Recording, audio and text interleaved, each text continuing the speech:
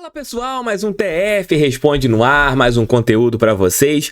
A galera gostou desse quadro e como eu disse aqui anteriormente, quando o Botafogo tiver apenas um jogo na semana, uma semana cheia, dá para fazer 2, 3 TFs Responde. Se você gostar desse conteúdo, eu vou de repente voltar até mais vezes aqui.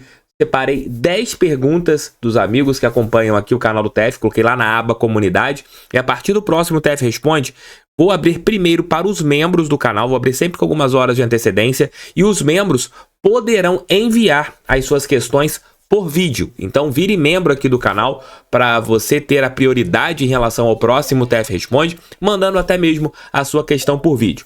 Deixe seu like, inscreva-se no canal, compartilhe esse vídeo em seus grupos WhatsApp, o canal do TF está aqui todos os dias trazendo informações sobre o Botafogo. Se você quiser antecipar o seu fundo de garantia, procure a Ágio. Se você não sabe como, não faz me rir e tem um fundo de garantia que está ali retido, procure agora a Ágio. Para mais detalhes, entre em contato com esse telefone que eu vou deixar aqui embaixo no primeiro comentário e também na descrição. Vocês vão mandar lá uma mensagem. Vi lá no canal do TF, quero saber como que eu faço para antecipar o meu fundo de garantia. Entre em contato agora com a Ágio.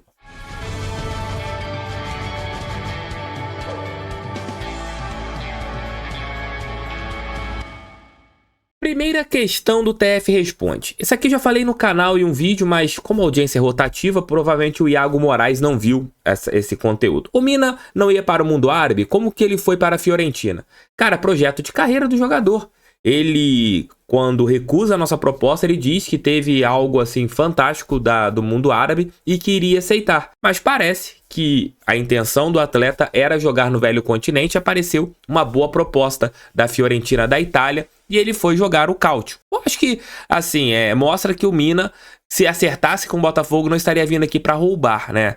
Usando aquele jargão de jogadores mais experientes. Não que o Mina seja tão velho, mas ele tá pensando na carreira porque ele recusa uma proposta milionária da Arábia para jogar no velho continente. Então, assim, respondendo, se você também tem essa mesma dúvida do Iago e você viu algumas coisas nos grupos do WhatsApp, tá aqui, ó. Só pegarem isso aqui, ó, encaminharem lá. Porque o Mina não foi para a Europa, para a Arábia e sim para a Fiorentina, porque ele pensou realmente em um projeto de carreira. Porque quando ele recusa a proposta do Botafogo, ele afirma para a diretoria, assim, quem estava fazendo a negociação, que ele tinha uma proposta milionária do mundo árabe. Então, já tinha falado isso aqui no canal, mas como o Iago perguntou novamente, com certeza muitas pessoas tinham essa dúvida. Tamo junto, meu parceiro? O Matheus: por que o Botafogo não trouxe nenhum nome de peso? A gente tem outra pergunta aqui, deixa eu até olhar, que é do Franaldo também, né? Do Franaldo Brito. O TF, por que o Botafogo não tenta trazer um nome renomado para o lugar do Tiquinho? Então, assim, são duas questões, tanto a do Franaldo e a do Matheus, que são ali bem parecidas, né? Amigos, o torcedor em si, ele gosta de uma grife. O torcedor gosta de um nome renomado e a gente vê, assim, muitos colocando esse ponto muito pelo São Paulo ter contratado nessa janela o Lucas Moura e também o Rames Rodrigues. Mas assim, o nosso time é formado por atletas que não são tão conhecidos no mundo da bola. São jogadores mais desconhecidos e deu liga. Futebol é liga. O Palmeiras, que ganhou praticamente tudo nos últimos anos, à exceção do Dudu, que quando chega na equipe palestrina não era um nome estrelar, era um nome comum no futebol brasileiro, né? Um bom jogador, mas não tinha essa hype toda que tem hoje, foi montando um time com jogadores assim e eles ganharam tudo que disputaram. Nem sempre um nome estrelar traz títulos. Nem sempre o nome estrelar vai te ajudar a fazer conquistas. Porque de repente a gente não sabe qual a motivação que o cara tá. Entra naquele quesito do jogador querer roubar. Eu prefiro que o Botafogo continue fazendo contratações de bons jogadores e fazendo ali uma análise mais criteriosa do que você investir em atletas que talvez não sejam tão renomados, né? Do que você investir em jogadores renomados que de repente venham aqui e não produzam nada. Recentemente nós já tivemos alguns exemplos, à exceção do Seedorf, que chegou no Botafogo ali em 2012 e foi fantástico. Outros jogadores que eram taxados como estrelares não renderam. Montijo, infelizmente, teve várias lesões, Honda, Calu, entre outros. Nem sempre você contratar um nome de peso funciona. E sobre o Tiquinho Soares, é muito simples. Você vai pagar mais de R$1,5 milhão, mais de R$1 milhão para um jogador para vir a ser reserva do Tiquinho nessa altura da temporada, ganhando mais que o Tiquinho ganha? E o elenco, como que pode reagir você trazendo um atleta mais caro que o Tiquinho? Talvez pro ano que vem, aí pensando numa temporada cheia, as coisas sejam diferentes. Mas nesse momento, o Botafogo pensa muito no grupo, pensa muito no vestiário. De repente você traz uma contratação como essa e teu vestiário pode sentir. Então, explicando mais ou menos para vocês. E qual jogador pesado queria querer chegar aqui no Botafogo e ficar no banco de reservas? O João Pedro preferiu ir para o Grêmio para jogar lá. Aqui ele sabia que ia ficar no banco de reserva. Tô só explicando para vocês um pouquinho. Tamo juntos. Um abraço. Respondi 2 perguntas em uma. O Betão. TF, como anda o Loquito Abreu? Cara, o Loquito Abreu, ele fez algumas partidas pelo Botafogo Sub-20, marcou inclusive um golaço contra o Palmeiras na partida de ida das oitavas de final do Campeonato Brasileiro, mas ele teve várias lesões e não conseguiu ter uma sequência tão grande com o técnico Thiago De Camires, que foi demitido. Agora vamos entender, né, como será esse processo do Loquito Abreu, que está no seu último ano de Sub-20. Como o time B não tem calendário, a tendência é que ele suba ano que vem para a equipe principal do Botafogo, mas ainda não dá para a gente ter uma avaliação mais concreta do Loquito Abreu, porque ele não teve uma sequência de jogos. Agora a equipe Sub-20 terá o torneio APG nesta reta final do ano, o tradicional torneio Otávio Pinto Guimarães, que ele deve jogar mais algumas partidas e aí sim a gente entender. Mas nesse momento não dá para a gente definir o que foi o Loquito no Sub-20 do Botafogo, porque ele não jogou tantas partidas. O Tyron, TF, você acha o Laje mais ofensivo? Cara, acho sim. E inclusive eu quero ver como que vai ser o comportamento do Botafogo. Eu tô com essa curiosidade quando a gente pegar times que sejam ofensivos e tenham mais soluções. Amanhã contra o Cruzeiro, eu não seria tão ofensivo. O Cruzeiro tem uma dificuldade seríssima de fazer gols no Mineirão, e eu daria a bola pro Cruzeiro e jogaria na transição, porque eles sempre se complicam lá quando eles atuam contra adversários que se comportam dessa maneira. E fora de casa, o Cruzeiro costuma se dar bem porque sabe explorar os contra-ataques. E o que eu faria? Montaria um time para jogar nessa limitação do Cruzeiro. Você tem visto um Botafogo criando muito mais com o técnico português, né? Sendo muito mais propositivo. E eu tô gostando quando a gente joga contra equipes com linhas mais baixas, que o Botafogo cria soluções. Mas ao mesmo tempo eu quero entender como que será o desempenho do Botafogo contra equipes que realmente queiram nos atacar ou que realmente queiram ficar lá atrás com qualidade. Porque não dá para o Botafogo dar espaços e mole para o Palmeiras, para o Flamengo, para o Atlético Mineiro, que apesar da péssima fase, tem jogadores com muito volume ofensivo. Amanhã contra o Cruzeiro. Então eu quero entender como que o Laje vai funcionar em relação a baixar as linhas. Se todos os jogos o Botafogo vai amassar o adversário ou se ele vai fazer uma solução de adversário a adversário. Tamo juntos. O meu xará, Thiago Vale. Qual a dimensão do Tiquinho como ídolo nesse momento no Botafogo, meu xará? Cara, eu não vejo uma sinergia entre jogador e torcida como essa do Tiquinho desde o Louco Abreu. Eu acho que é o cara que mais trouxe essa sinergia, né? Esse carinho. Você tinha muito com o Seedorf, né? Com Seedorf, oba.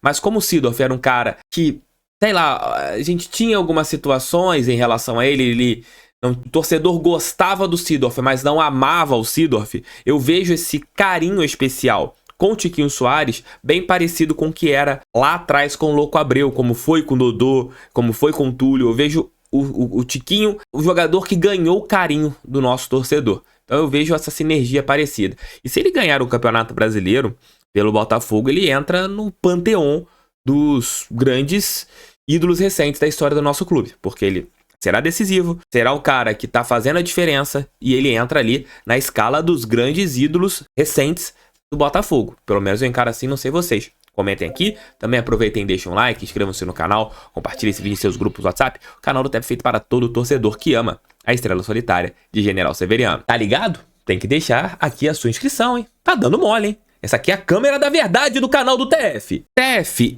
outra pergunta de outro Thiago aqui. Boa tarde. Qual seria a possibilidade de no ano que vem aumentar a capacidade do estádio Newton Santos, deixando o estádio como nas Olimpíadas de 2016? Cara, acho que praticamente zero. Acho que não ouvi falar sobre isso lá de quem comanda o Botafogo. Não ouvi nada em relação a um aumento ali da capacidade, né? Você fala em colocar anéis na parte de trás, nos setores norte e sul, arquibancadas superiores. Eu não ouvi de ninguém isso. Mas para você ter o pensamento de fazer esse aumento no estádio Newton Santos, colocando arquibancadas superiores, o torcedor tem que começar a lotar, esgotar todos os ingressos. Virar algo frequente.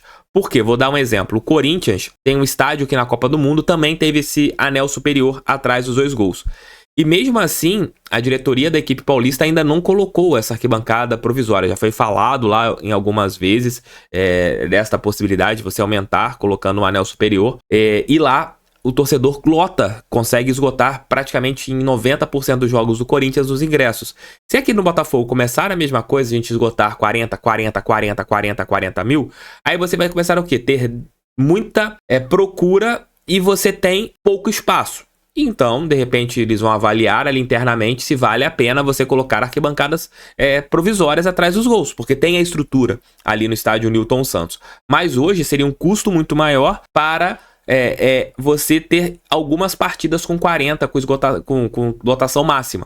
Se você começa a ter todos os jogos com lotação máxima, aí a diretoria vai pensar, pô, vale a pena a gente gastar aqui, porque em 3, 4, 5 meses, com o estádio Newton Santos lotado em todos os jogos, a gente paga o custo, né? Até mesmo da manutenção e até mesmo da colocação dessa arquibancada móvel, né? Que ficaria ali. Que ficaria nos 2 setores que eu falei anteriormente. Mas isso depende muito da gente. Se o torcedor lotar todos os jogos, aí sim os caras começam a pensar em algo diferente. Tamo juntos, irmão. O Newton. Boa tarde, Steph. Qual a possibilidade de Gatito permanecer no Botafogo se o PR não for negociado? Cara, é enorme. O Gatito tem contrato até o final do ano que vem. Eu acho que se ele jogar Copas, né, como tem sido colocado, e o PR jogar Liga Brasileira, Libertadores, e o Gatito jogar Copa do Brasil e Campeonato Carioca, beleza, os dois vão estar atuando. Isso é muito normal na Europa, e eu não vejo, até mesmo conversando com pessoas próximas ao Gatito, nenhum tipo de sinalização que ele está bolado de ficar no banco. Claro, ele quer jogar sempre, isso todo jogador quer, mas ele entende o momento do PR, que hoje é o melhor goleiro em atividade no futebol brasileiro. Mas possibilidade do Gatito sair ano que vem, se o PR ficar, pelo menos, pelo que eu sinto, pelo que eu converso com pessoas próximas ao Gatito, isso não passa nem na cabeça do goleiro paraguaio. Tamo junto. E pra gente encerrar, o Gustavo. Boa tarde, Steph. Há um plano interno da diretoria do Botafogo, Textor no caso, de investir pesado no ano que vem visando o título da Libertadores? Aí entra naquele ponto que a gente tava falando lá atrás, né? Que eu respondi sobre os jogadores medalhões. Botafogo da Libertadores, o faturamento aumenta. E lembrando que alguns jogadores nesse ano, os contratos terminarão. E automaticamente você terá uma abertura na folha salarial, caso você não fique com os jogadores que estão no Botafogo hoje com os vínculos vencendo. Por exemplo, vou dar alguns exemplos aqui. Gabriel Pires, Lucas Fernandes, Luiz Henrique. 3 jogadores que têm salários consideráveis em relação ao Botafogo, os contratos terminarão ali em dezembro. Somando os 3 ali um pouco mais de R$1 milhão por mês, pegando os 3 salários somados. E isso pode fazer com que o Botafogo pense o quê? Eu posso trazer um jogador de 700 mil para jogar, ou posso trazer 3 jogadores de 350. Aí, ali fica dentro de uma avaliação, de um critério que o Botafogo pode ter em relação à montagem do time para a Copa Libertadores da América. Então, a diretoria tem que avaliar tudo, né? E não começar essas avaliações a respeito de quais jogadores ficarão, de quais jogadores sairão, porque o foco total do clube hoje é o tricampeonato brasileiro e o bicampeonato da Copa Sul-Americana. Existem conversas, claro, jogador tal tem contrato, tem sim, mas coisas mais profundas ainda não, porque o foco é o título brasileiro. Botafogo não quer perder esse foco do título nacional. Então tamo juntos, Gustavão. Espero que vocês tenham curtido mais um TF Responde. Volto mais tarde aqui com outro conteúdo no canal. Fogo neles, pra cima deles fogão, sempre Botafogo de Futebol e Regatas aqui no canal do TF. A aba comunidade está aberta lá. Se vocês quiserem continuar mandando questões, podem mandar. De repente faço outro TF Responde aí durante a semana. Valeu, fui. Sempre, valeu!